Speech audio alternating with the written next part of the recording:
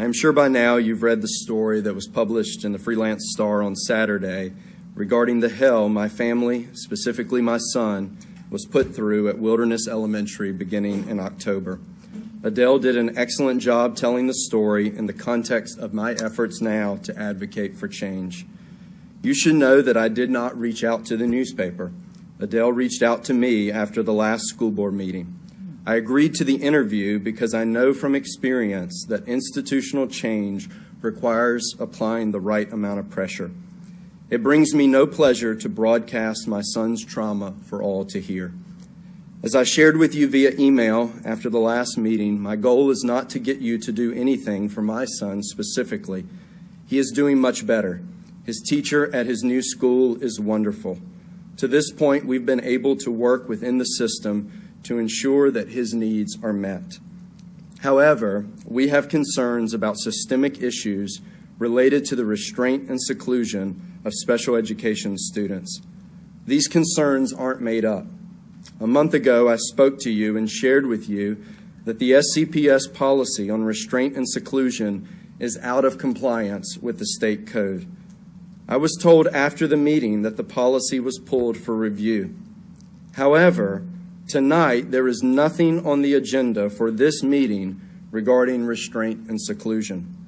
Every day that the current policy remains in place, Spotsylvania County Public Schools is breaking the law regarding restraint and seclusion. In addition, my own experience with my son raises concerns of systemic issues. Despite my own eyewitness testimony and teacher notes describing the restraint of my son, it took 5 months and an official complaint with the Virginia Department of Education for me to get an official acknowledgement that he was, in fact, restrained. To my knowledge, the principal who walked me to the classroom where I saw my son being restrained still denies that my son was restrained in her school.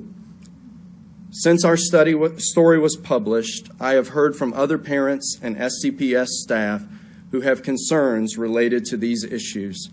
Some are afraid to come forward. They are afraid that coming forward will make things worse. They fear retaliation. Now, I want to be clear. We have not felt retaliated against. Our son is in a much better situation now.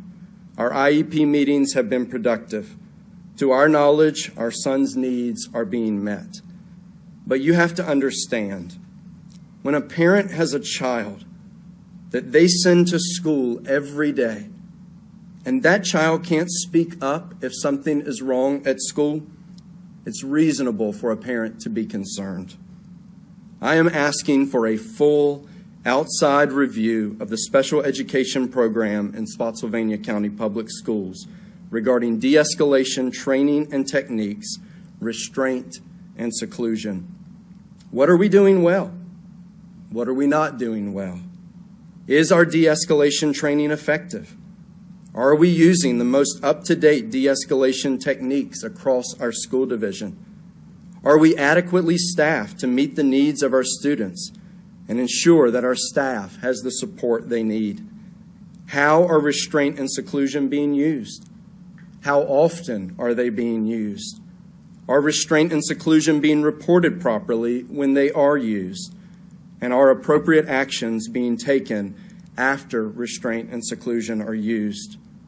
While this issue is not on the agenda tonight, you can vote during the new business portion of this meeting to begin the process of securing a company to undertake this outside review. This is not a crusade against special education teachers or administrators.